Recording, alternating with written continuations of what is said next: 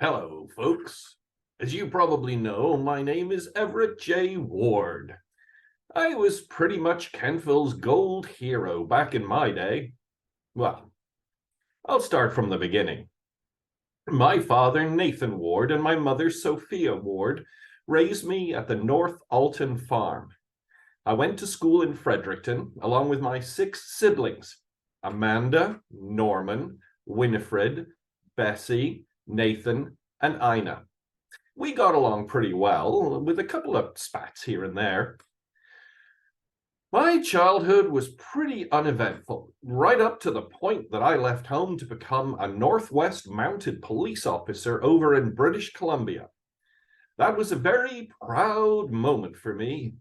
My family was there for the ceremony, cheering me as I walked across the stage. But when I heard talk of an opportunity to go up and be a volunteer to mine for gold in a mountain in Yukon called the Klondike, I was the first. You heard me. The first person to sign up to go mine. I was either going to come out the richest man in Kentville or be even more poor than I was before, and I was willing to take that chance. So, in 21 days, I was mining up the Klondike along with a team of 20 other men. Oh, there weren't many houses near the Klondike, so we improvised. We had to cut down trees, throw them in the lake, and float them to a clearing when we built houses with our own two hands. After a couple of weeks of mining, I asked the officer of our team, Mr. Strickland, if a couple of other guys and I could go over the hill to a place that I had heard had lots of gold. So, Officer Strickland sent us with some bacon, flour, and one blanket each. The nights were rainy and cold over on that part of the mountain, and there was no shelter. Our blankets got wet in the nights, but it was worth it because we had hit the jackpot. A couple of days into mining, we struck gold. We were coming out with buckets whose price ranged from 25 cents to $115. Wow. After a year of mining, I decided I was well rich enough, and I decided that I wanted to travel the world. That was a wonderful time for me, but all things that are good have to come to an end. So eventually I settled down in Kentville and married my lovely wife, Elizabeth Valentine Redden. She was 9 years younger than me, but that didn't stop us from having a child, Evelyn. Now, what did I do with all of my riches, you might be asking? Well, I decided to build a mansion on the very top of Prospect Street. If you look behind me, you can see it. It's the Ward House. Isn't it beautiful? I wanted for my house to be purely Nova Scotia, so all of the wood and all of the workers were Nova Scotian, and my mansion was built in no time, styled like a Spanish villa. See all the porticos there?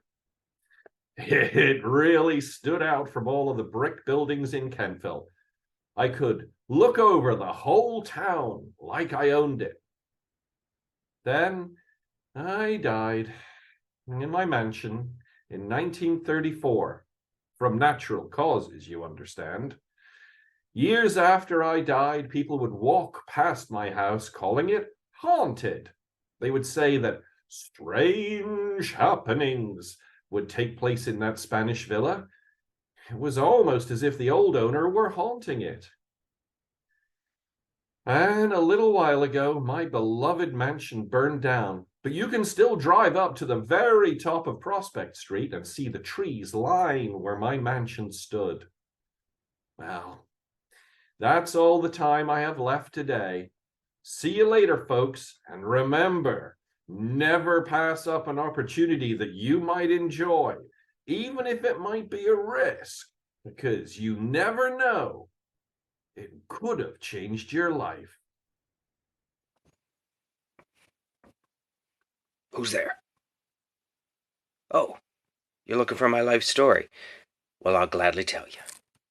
I, Joseph Bars, was born the 3rd of August, 1824, to my lovely parents, Pa, or Joseph Sr., and Ma, or Elizabeth. Now, I'm going to skip ahead a bit in my career as a privateer, as I don't think y'all seem too keen to hear about my days as an infant. I first learned my way around a ship when we were fighting against the French. It sure was sad leaving home, but it was for my country, and it was a service I was proud of. Eventually, I even became commander of the brig of a ship called Lord Spencer. It was a schooner ship. Anyway, it was quite the time. I had a better position, a friendly crew, and became a commander meant good compensation for the folks back home. Sadly, all good things must come to an end, and the ship sank after hitting a reef in the West Indies. Thankfully, the whole crew and I were saved by another Nova Scotian ship. After that, I went home for a few years, and I met the love of my life, Olivia DeWolf. However, a few years later, I took another commander position, except this time I was commander of the whole ship. It was great. The ship I was in command of was actually a captured slave ship named the Seven, but sometimes people would call it the Black Joke, so of course we had to change the name. The new name of our ship was the Liverpool Packet. I had many adventures on that ship. My crew and I actually captured 33 ships. Pretty interesting, right? So I thought maybe I'd tell y'all some stories about the ships we captured. There was this one time when we were engaged in a fierce battle with another ship called the Peggy, which had actually been named after the captain's peg leg. Anyhow, when the captain was loading a cannonball, the ship took a bad turn and he fell off. Now, for your usual ship captain, this would be no problem, but see, he had a peg leg, so he began to drown. We then pulled him aboard our ship and locked him up, and without their captain, the rest of the ship went down easy. There was also this one time when we were coming towards an island when we noticed there was an American ship docked there, so I went on as one of the emergency ships with only a knife and poked holes in the hull. We then came close enough to the island that they could see our large ship, and once they tried to attack us, they started to sink, and we captured them easily. However, not all excursions were that successful, and I sadly had to surrender a ship with double the size and firepower for the well-being of my crew. We were in prison for quite some time. While I was there, I talked to a man who said there was some money in the merchant business. So when I left, I became a merchant and was then put in jail again.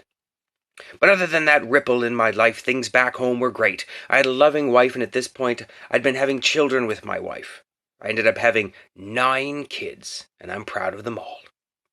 Sadly, I soon perished in 1824. So that's my story. Come gather round, young and old are welcome. Let me tell you all the story of my life. Firstly, my name is John Everett Ward. I was born in North Alton, Nova Scotia, on January 26, 1863. My dad's name is Nathan Palmetier White. I worked as a corporal with the Northwest Mounted Police Force in Kentville, Nova Scotia, and my life was moving along just fine. My job paid enough to keep me and my wife alive, but I always wanted more. More money, more house, more everything. That's when I heard that they had found gold in the Yukon. When I heard this, I immediately retired.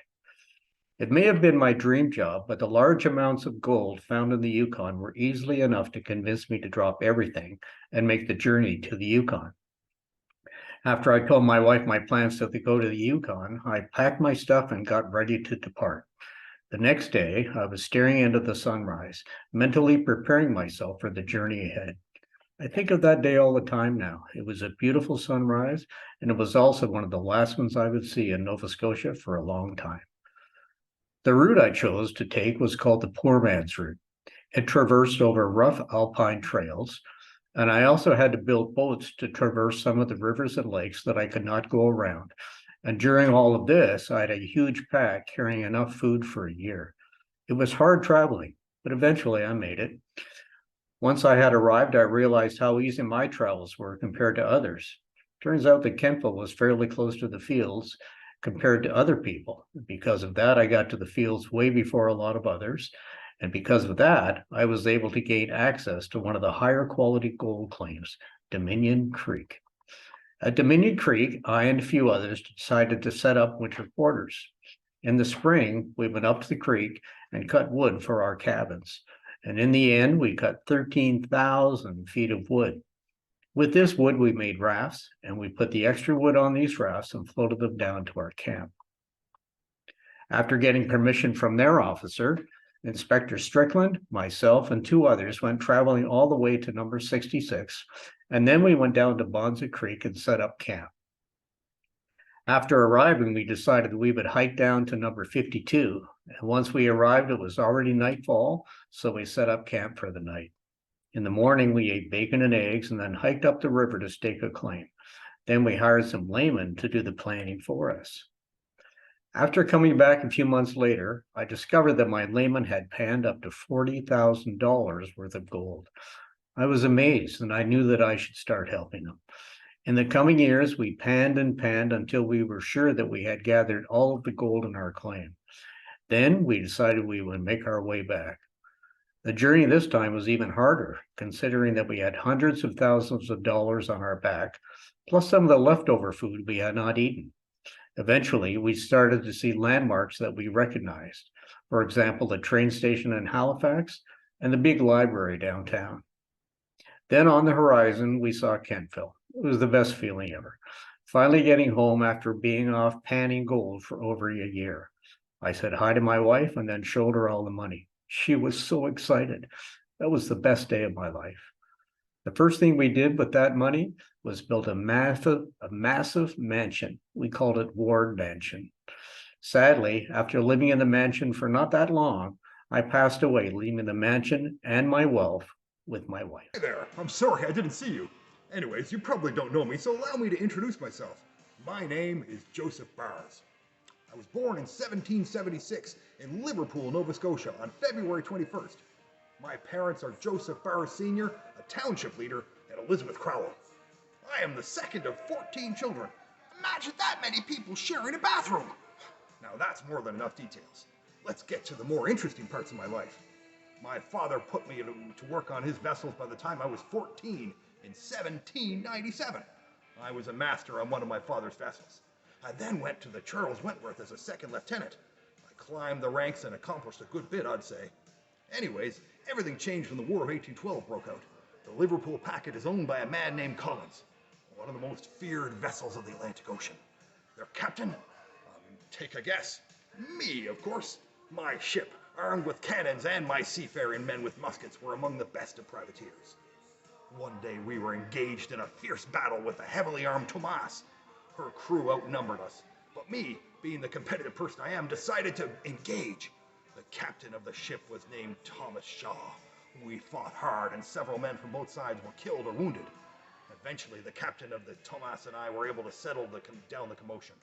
Afterwards, we were forced to surrender as we were outnumbered and outgunned. After being in American custody, I was finally paroled on a prisoner exchange.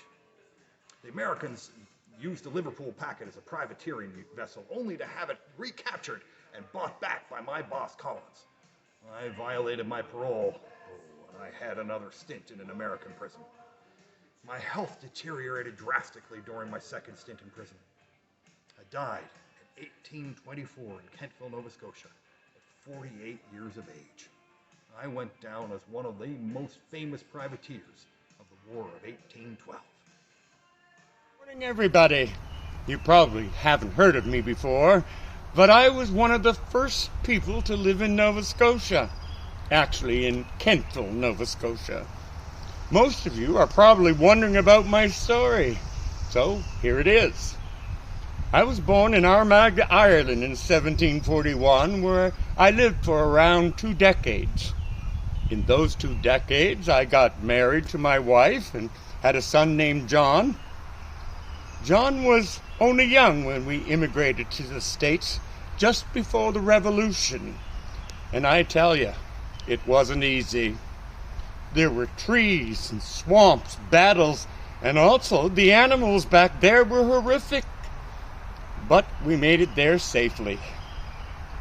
Soon after arriving in America, we had another son named Henry. And after we had Henry, we moved to Philadelphia, where I joined the army to fight against the rebels. At the time, after the fight, we moved to Perth Valley, where I built a flour mill with my wife and kids. I was offered to take up arms against King George, but I refused. I decided to stay neutral instead. They agreed, but soon after, I was put in prison after refusing to grind the flour for the rebels. But in the end, I wasn't charged for anything because of an erroneous spelling of my name. However, I lost my job, and my wife and kids had to walk to New York. Once I got out, I was offered to move to Nova Scotia for a grant of money and 500 acres of land. It blew my mind. I quickly agreed and got moving.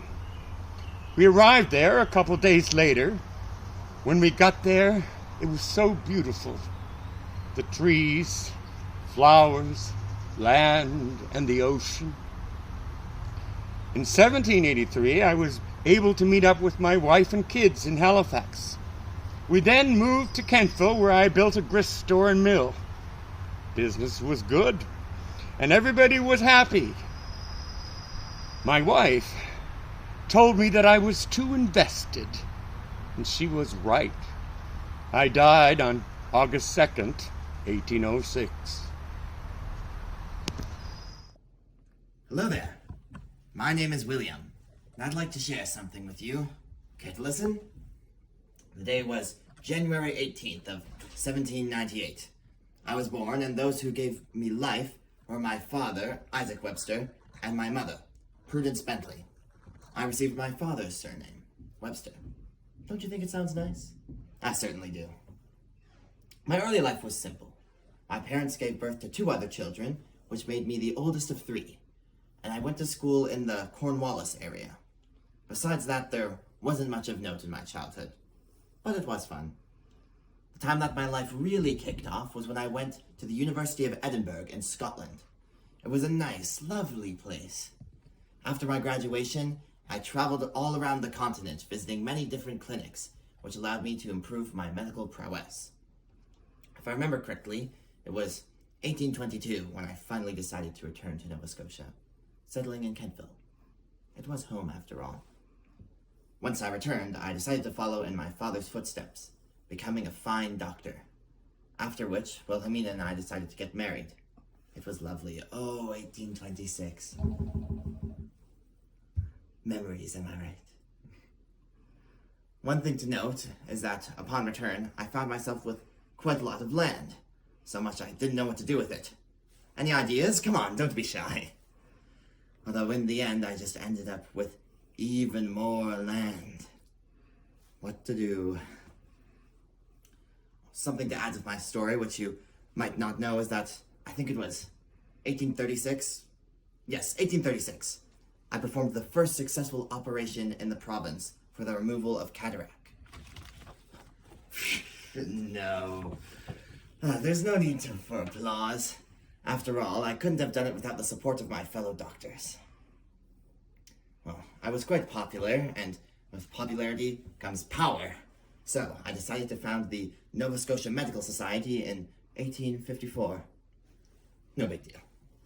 Oh, and on top of that, in 1858, I was as a member of the legislature, I helped draft a bill to legalize dissection. It was quite a big deal back then, but it was a lot, so, of course. I had to find myself time to indulge in my hobbies like geology. I was quite the amateur at that. On the other hand, my brother-in-law was a very different story. He was great at it. I happened to form quite an impressive collection, so impressive in fact that it ended up in a museum. And, after quite a lot of digging, I ended up finding a fossil. Heck, it was even named after me. Oh, my life was great. So full of adventure. Oh, yes. Did you know that the streets of the town of Kentville that you may be living in were laid out by yours truly? Although, that was quite a while ago, so things may have changed. Shortly after that, the Grim Reaper had to hunt me down. The day was April 4th in 1861. I was in the office, and he was just around the corner. I was too slow, and he caught me, and my end shortly followed. Honestly, I don't like where they buried me. Oak Grove Cemetery gives me the creeps. The deceased there go on and on and on. I thought death would be quiet. Turns out I'm wrong. Very wrong. All the newcomers don't even know who I am. When I was alive, I never had to introduce myself. Everyone knew me. You're Joseph Bars, they'd say, the famous privateer. One of the best. Of course they were right. They always were. I was born in Liverpool in February 1776, and am the second of 14 children of Joseph Bars and Elizabeth Crow. I always loved to sail. Gave me much joy. My ship was called the Liverpool Packet. She was a beauty. Only 53 feet long, just under 19 feet in the beam, and at a hole of just 6.5 feet. But this small wedge of a ship carried 5 cannons. She was not as beautiful as my wife, though, Olivia de Wolfe. She and I had the most wonderful 9 children, although my youngest, Simon, was only almost 1 when I died. Never really got to know him. The War of 1812 was my best year. In 1 week, I took 11 prizes off Cape Cod. Cargoes of corn, flour, sugar, tobacco, liquor, cotton, and dry goods, as well as pay chests full of money. I was doing so well, I even used captured ships to lure my victims into my clutches. I ventured into enemy waters where others thought were too dangerous. I once snatched a prize practically from under the noses of 2 patrolling American warships that could have blown my ship out of the water. Then, an American privateer, Thomas Shaw, decided to take the challenge of stopping me. His ship, the Thomas, was larger than the Liverpool Packet. It had twice as many men and cannons. They ended up winning against us in a bloody battle. I still wish I could go back and outsmart Thomas. Eventually, we got the Liverpool Packet back along with the Thomas, which we renamed the Wolverine. My health didn't do too well in those old American prisons, and I ended up dying from poor health in August of 1824. I only ended up living for 48 years.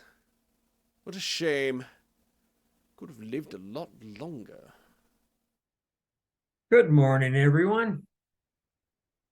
My name's Henry McGee, and I'll be telling you about my story. Gather round, I don't have long. I was one of the first people to live in Horton's Corner, now known as Kentville. My story begins in 1741 in Armagh, Ireland, where I lived for 20 years. In those 20 years, I got married and had one little boy named John. By then, the American Revolution had come. We moved to the States. It was a long, hard journey, but we had made it. Once moving to the States, I had a second son named Henry, and that's when I made a flour mill. After the flour mill was built and running, my family moved again to Halifax, Nova Scotia. I tried to lead a group of loyalists against the rebels, but not long after, the group failed. Right after failing the group in 1778, I joined the British Army in Philadelphia. Then in 1783, my beloved wife and 2 children were forced to walk from Halifax to New York because of the house and the business. 5 years later, my wife and 2 children were allowed to return back to me. I was given 5 guineas to move back to Nova Scotia. When I arrived in Nova Scotia, I was granted 500 acres of land in Wilmot, Nova Scotia, of course. After being granted all that land, I made a grist mill for my family and me to spend my last days. I died on August the 8th, 1806. And here I am today telling my life story to you. Hello, it's you. Well now, I'm Joseph Bars, the best privateer in all of Nova Scotia. I would say in Canada. My father was a pioneer for New England settlement, but he moved to Liverpool, and I was born in Liverpool in 1776. Now, I say I was one of the leaders of my village, maybe even number one in Liverpool. Oh, yes. It is so annoying being in a family of 14. Even being the second oldest child, I was the most important. In my family was my mother, Elizabeth Crowell, and my father, Joseph Bars. They were always telling me I was not that important, but whatever.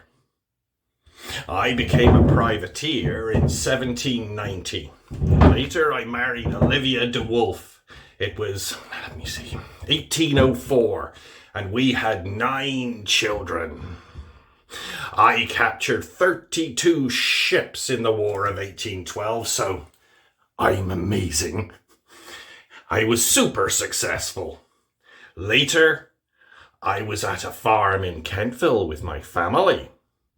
The Americans wanted to make me their privateer, but I was still a citizen of Britain, so they sent me to prison.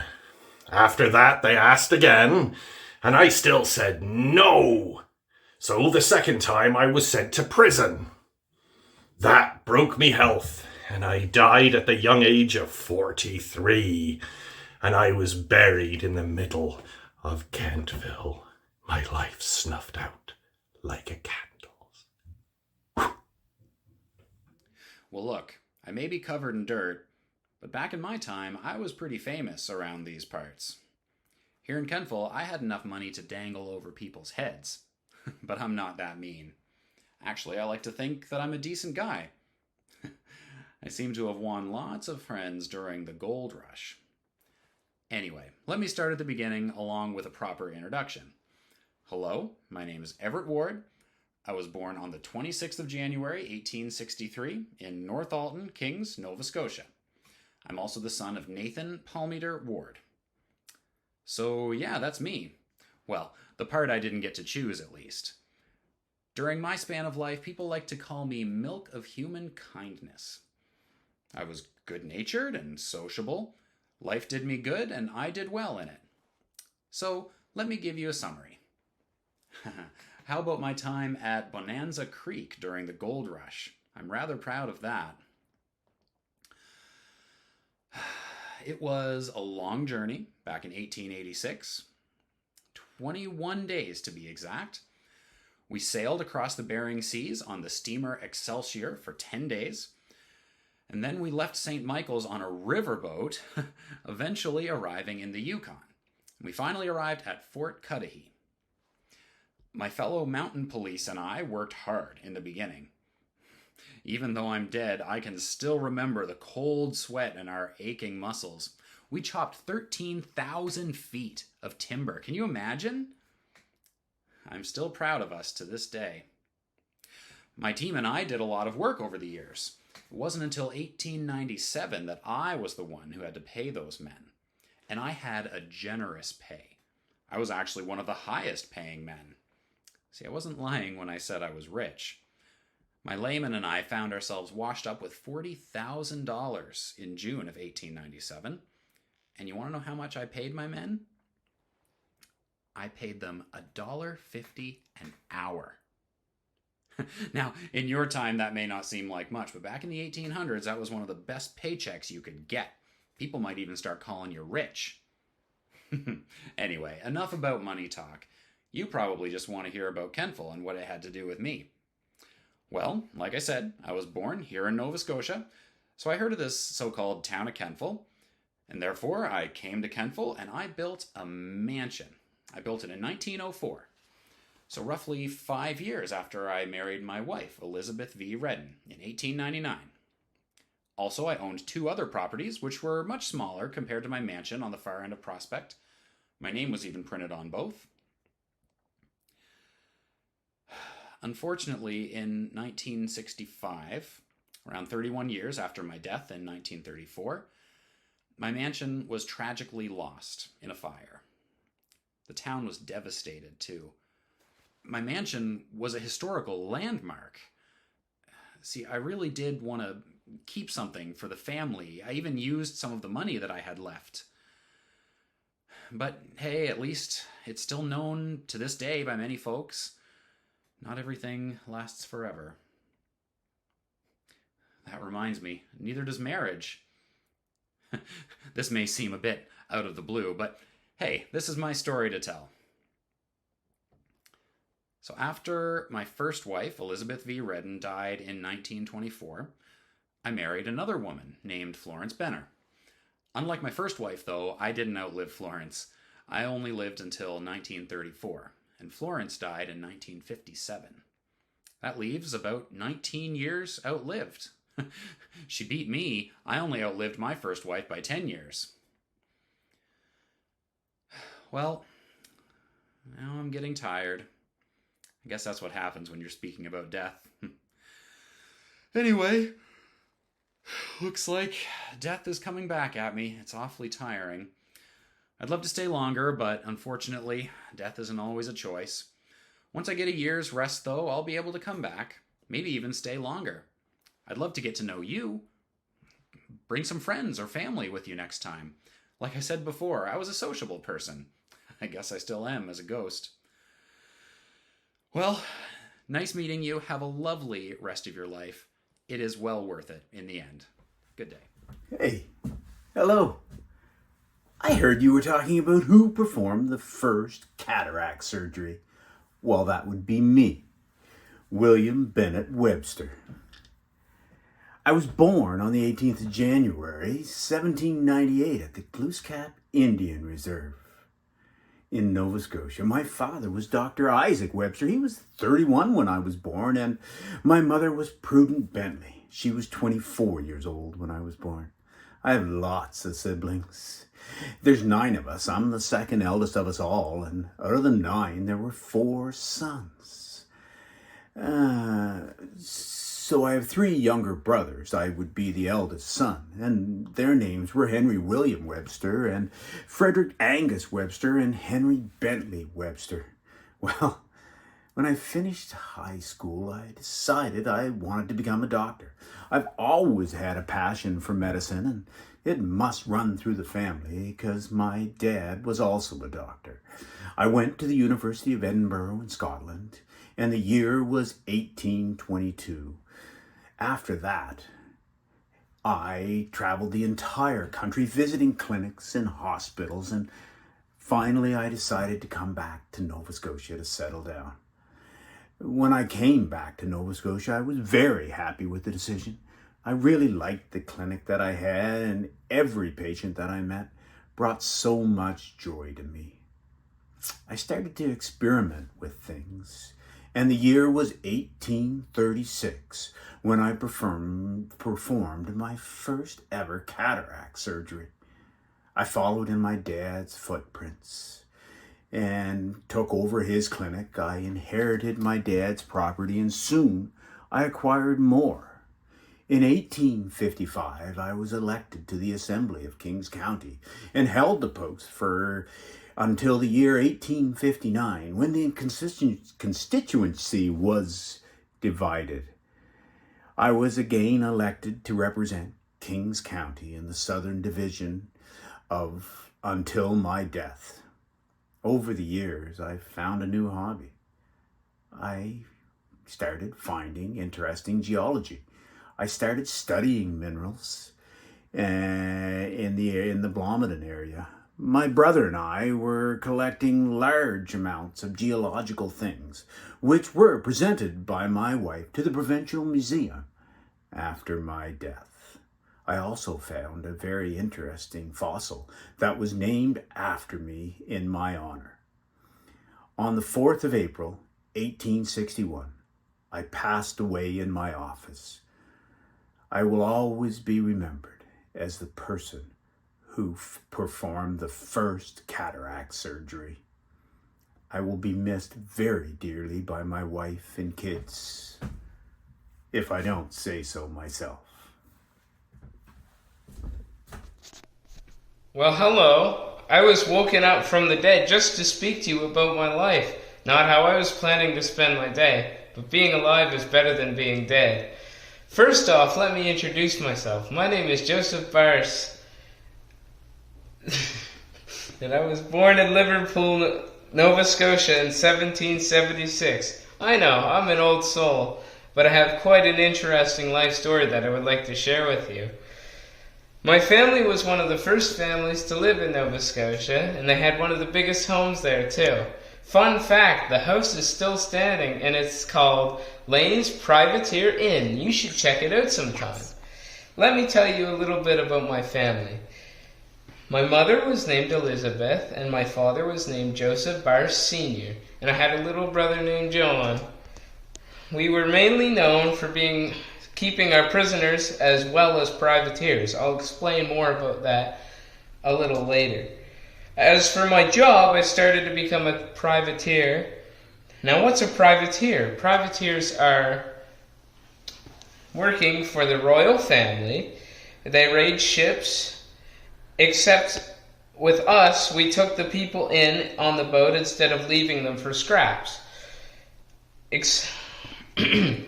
When we raided the ships, we didn't just take the people, we took all the resources that they had on the ships too.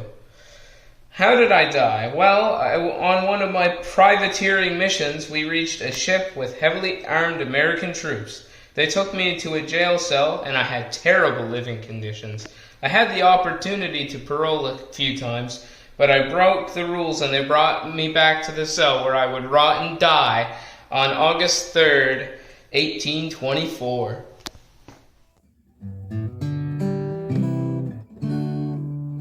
Hello, I'm Walter Darcy Ryan, and I'm going to tell you all about my past. I was born on April the 17th, 1870, and don't be fooled by my accent, it was right here in Kentville, Nova Scotia. My mother's name was Hannah Josephine Rayfuse.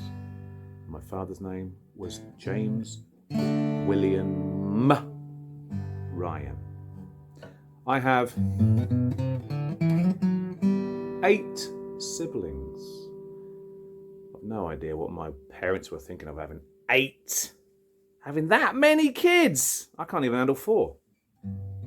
They had 6 boys and 2 girls. Yeah, so it's safe to say the girls were very well protected. Actually, technically speaking, they had 7 boys, including me. What is up with old people having kids? Ooh, weird, right? As I got older, I got a wife, and her name was Catherine Haskins. I had 4 kids. Let's see if I can remember. Caroline Joseph Ryan. There was Catherine Virginia Ryan. There was Frances Rose Ryan, and there was Robert H. Ryan. Yeah. Well, I should say I had a wife before Catherine Haskins, and her name was Alice Brady, and I married her on July the 1st, 1897, and we had 2 kids together. Then I married my beautiful wife, Catherine, and that was October 23rd, 1909, and we also had 2 kids together. I lived in New York City in the United States for about 10 years, and then I lived in Kentville for 41 years. Wow, 41 years. I actually emigrated to New York City. Crazy life, right? I've had a few different jobs. Some of them working as an engineer. I worked for General Electric as their director of the Illuminating Engineering Laboratory. And I was also responsible for designing the scintillator coloured searchlight display. And was also responsible for the lighting of the Panama Pacific International Exposition, no less. Have you ever been to Niagara Falls? Oh, you have? Ever seen the lights? Well, guess what? I was the very first person ever to light up Niagara Falls. Pretty cool, right? People are stealing my spotlight. Everyone should be talking about me! Me! On March the 14th, 1934, I died of a heart attack in in New York. I guess it was my time to go. But I'm pretty sure my family... Well, it must have been a rough death for the old fam jam, but my kids must have been devastated. But who knows? Anyway, I better go. I can hear my wife Catherine calling me to the dinner table. She says, "Put that guitar down, Walter. You'll get ketchup all over it. I'll see you on the flip side." Hello, everyone. Come closer. Closer. There we are. Oh, it's quite a crowd that we have today. It makes me happy to see that some people want to know about my past. Well, we should get started. I don't have much time. Now, I was born in Sydney, Nova Scotia, in the month of August in 1894. My parents were Walter Richardson and Christina McPherson. I started my life in a very small town, and it was great. Then later in life, I decided, why not travel? So I did. I moved to Kentville with nothing but my clothes and my honor. I decided to start off in Kentville as town councillor in 1943. I then met a man named Wyman Porter. He was so kind, I fell in love with him, just like how I fell in love with the town of Kentville. It was then I decided to since I was going to stay in this lovely town, I was going to have a family here. So I had children. I ended up with 2 wonderful daughters. And back then I was quite bold, so bold that I decided to run for town mayor. Even though, as a female, I knew it wasn't proper, but I didn't let that stop me. I knew there were going to be some complications, but like I said, I was a bold woman, and I was ready to take it on. Then, in 1946, as you might know, I got elected. I was so happy with myself. This was a huge achievement since I was the first female to hold a mayoral position in the Maritimes. And I served there until 1960. It's just about 14 years. It was then that I retired, although I thought being mayor was wonderful. And I continued building my family for a while, and I was just happy to live life with my husband and my daughters. Sadly, on April 30th, 1967, at the age of 73 in the hospital, I passed away from a deadly illness. But I'm quite all right with that. I had a long and successful life, and I died in a place where I was surrounded by people that I loved. Well, I must go now. I'm going to go visit the Gladys Porter Zoo. Not quite named after me, but I hear that the person that Gladys Porter was named after was pretty amazing. Well, I hope to see you all soon. And remember, whatever other people can do, you can too. Good morning. My name's Joseph Bars. You can call me Joseph. I like my name. Bars is from my father. His name was John Howard Bars. And my mother's name is Elizabeth Crowell. I'm a privateer. That means I sink ships. I started to do it when I was a young kid with my father, and we would take what's ours, or actually the government's, but they don't know what's on the boat, so don't tell. But I don't always give the full stories on the loot. Did you know I was the best? Well, so I say.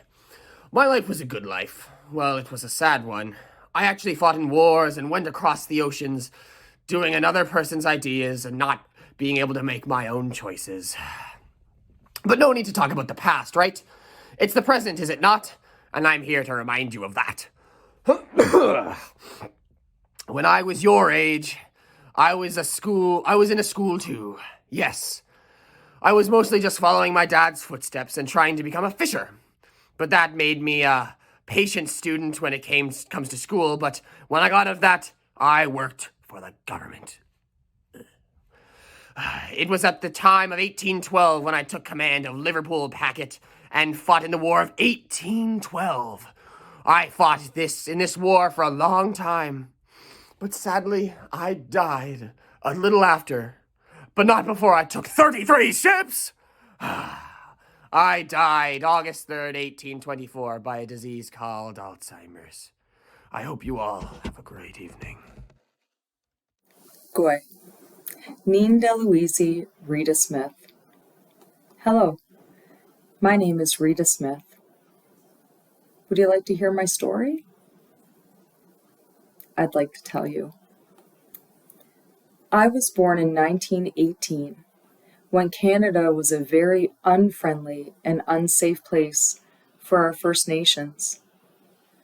My parents came from two Mi'kmaq bands, so you can imagine the discrimination that we all experienced. The first couple years of my life were fun, but as I grew up, I began to see more and more disrespect to our First Nations and our women. I was taught to ignore the white man, but it was very hard to ignore all the mean and angry things they were doing and saying. I was taught to not speak up because it would get us into trouble. I grew up in a yellow home, surrounded by a neighborhood of white people, and I felt so different from everyone else there.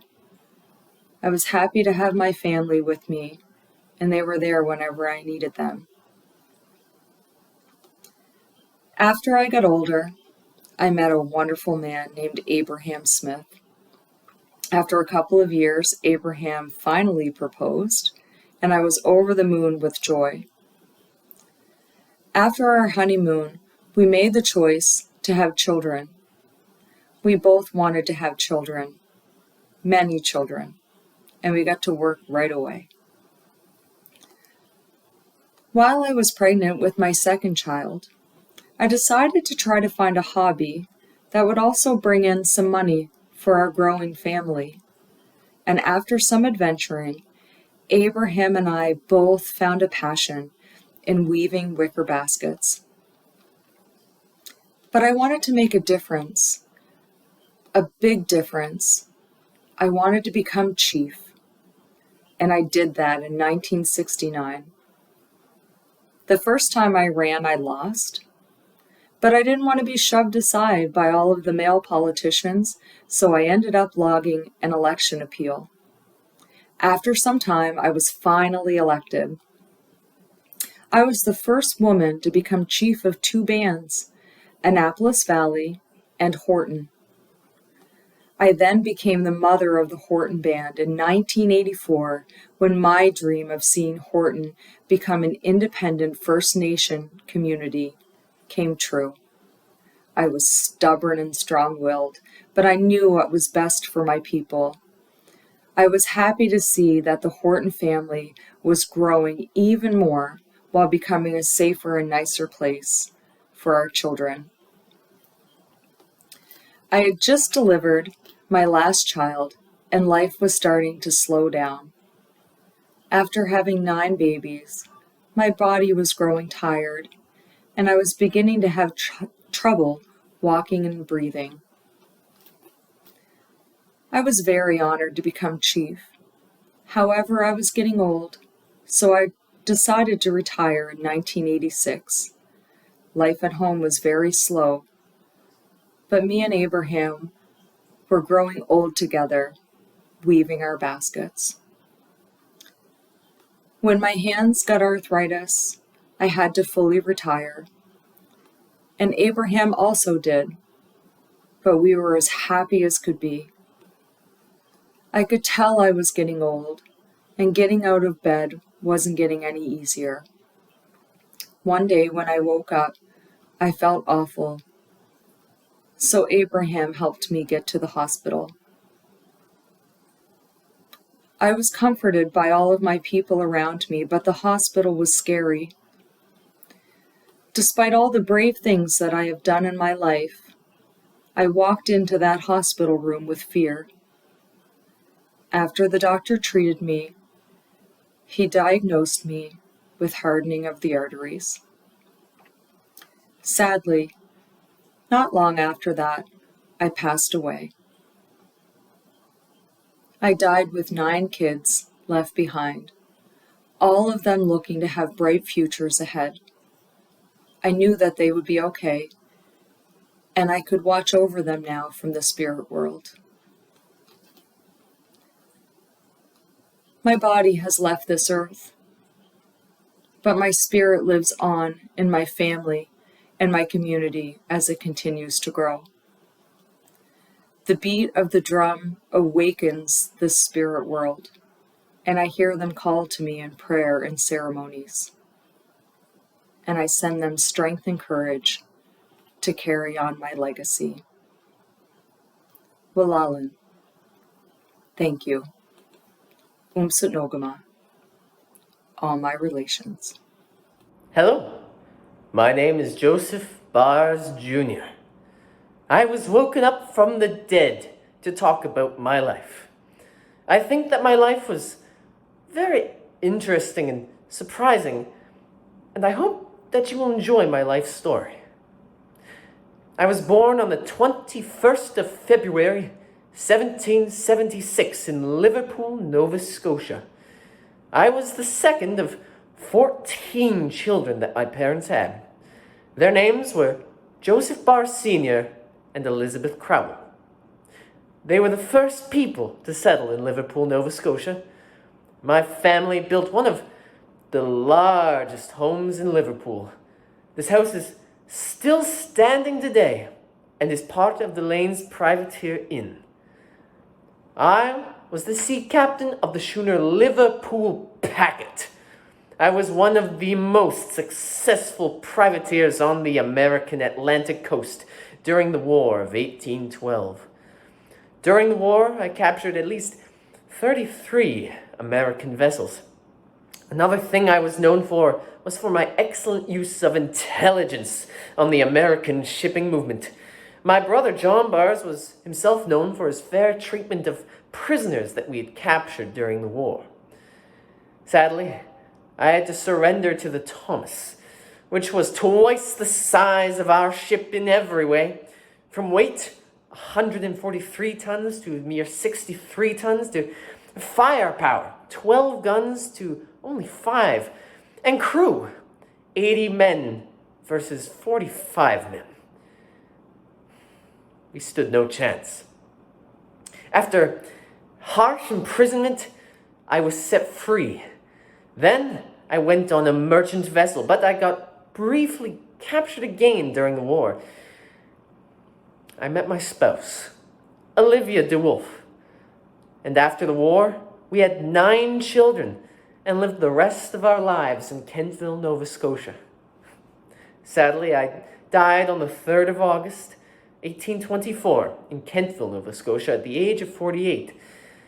The reason for my death is because of the prisons destroying my health. Even when I was set free, I could never fully recover.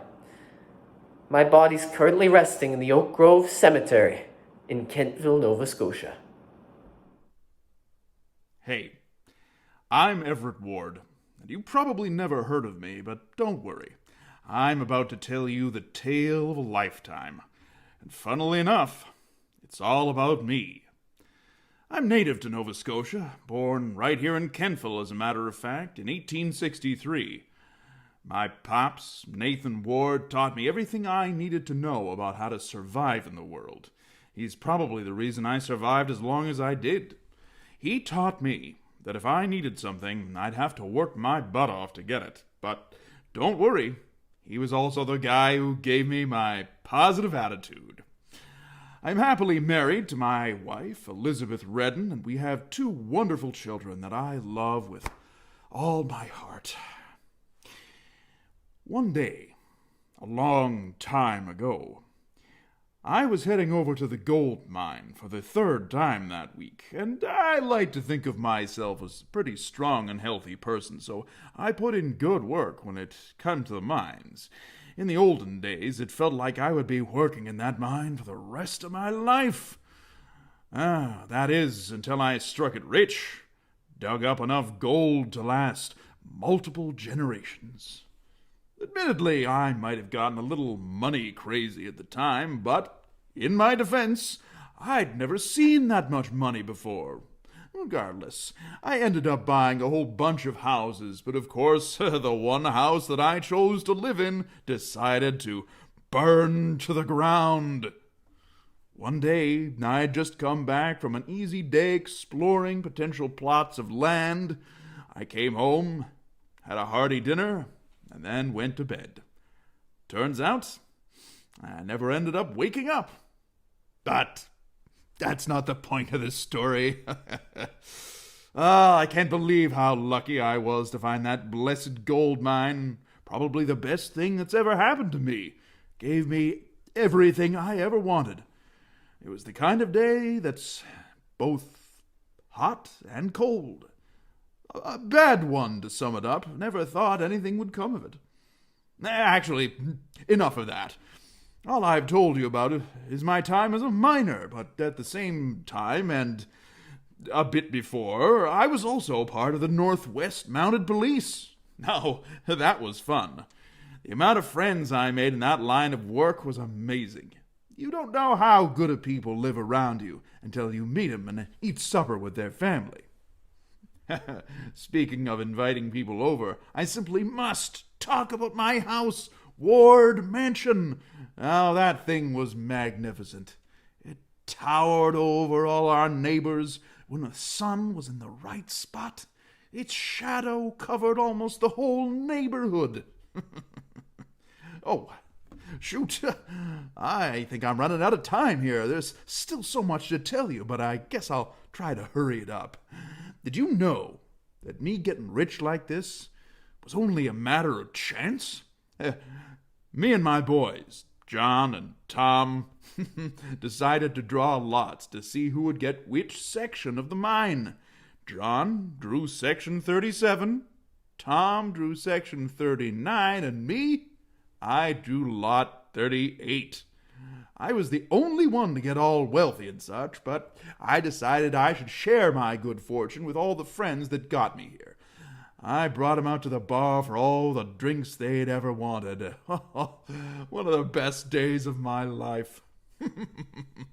Well, look, I'm out of time, but I need you to do something for me. Never forget what you heard here today. Tell your friends. Spread the story. And remember, you have to work for your dreams. But at the end of the day, sometimes it's just a matter of chance. Hello there. Yes, I know what you are thinking. You thought I was dead. Well, that's what I thought too. My children, Bruce and Joan Finney, will be wondering where I am. What was that?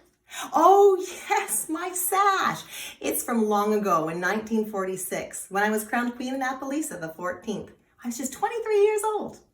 That was during the Apple Blossom Festival, which my old husband, R. Wendell Finney, ran for 10 years.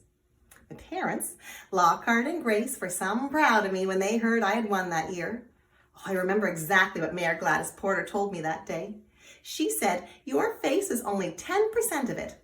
There was also deportment, mannerisms, speaking, and table manners. Gee, did that make me proud. Oh boy, it sure made a funny sound when my father walked about the house. He was missing a leg. He lost it during World War I. My old husband was also part of the military. He served in the Royal Canadian Navy from 1944 to 1945. And after that, from 1948 to 1977, he was the owner of a small clothing store called Finney's, which he had bought from his father. Now, come a little closer. Oh, there we go. See this watch? It was gifted to me by my uncle G.W. Palmer at that very same Apple Blossom Festival where I was crowned queen. There's worn engraving on it. Oh, and look. This lovely teacup. Well, it was also my uncle G.W. Palmer who first started the whole idea of the Apple Blossom Festival China. Now, how did I die? Oh, well, that's a good question. I'm not really sure, but I know that I died peacefully, and for that I'm glad. I died on September the 1st, 2012, when I was 90 years old. Now, I have to go. My granddaughter, Evan, has been calling me, and I must get back to her. See you soon.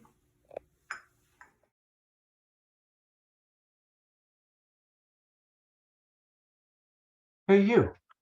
What are you looking at? Oh, you're here to see me. It's a beautiful day to walk the roads of Kentville. Anyways, I'm William Bennett Webster. You can find me in the Oak Grove Cemetery. I have one of the oldest graves at Oak Grove Cemetery. You should go visit me, but make sure you don't step on my friends. They get really mad. They might grab your feet, so beware. I was born on January 18th, 1798. Hey, no laughing at how old and wrinkly I am. Did I ever tell you that I have 8 siblings? 5 girls and 3 boys. Well, 4 boys, including me. Not really sure what my parents were thinking having 9 kids. I questioned their decision daily, but I had to live with it. I questioned my parents' kids' choices, but my lovely wife, Wilhelmina Moore, and I had 4 kids. It was too much for me. I got annoyed with them easily, but I still love them. Maybe that's why I went to my office on April 4th, and later my family received the most dreadful news. I don't really recall. I have a question for you folks. Do you know who made the plans for the roads in Kentville? No one knows? Well, I'll give you a hint. You're standing right in front of him. That's right. I laid out the main road plans for Kentville. So the roads you walk and drive on, I planned that. Do a lot of people do surgery around here? They do? Well, they can't beat me because I, William Bennett Webster, was the first person to do cataract surgery in Nova Scotia. Where did I learn to do surgery? Well, I only went to 2 schools. I went to the Cornwallis Area School and the University of Edinburgh in Scotland. That's right, I went to Scotland. It's beautiful. But after university, I came back to Kentville. I did the first successful cataract surgery. Apparently, all the other ones failed. I wonder if they died. Anyways, moving on. Oh, did you know I studied rocks? What's with the groaning? No one likes rocks anymore? Well, you guys are lame. I ate rocks too. I'm kidding, but I am going to talk about my beautiful rocks. I go to Blomidon on sunny days to collect rocks. I had a whole collection. When I died, my brother-in-law named a rock after me. Dictyonema websteri. I was dancing in my grave when I heard it. One night at my office in Halifax, on April 4th, 1861, I died. No one knows why or how. It will remain a mystery. I like mysteries. My family thought it was their fault. They're the ones who drove me away from the house. Now, I must get back to my wife and kids and grandchildren. Remember to visit me, but don't get snatched by my friends.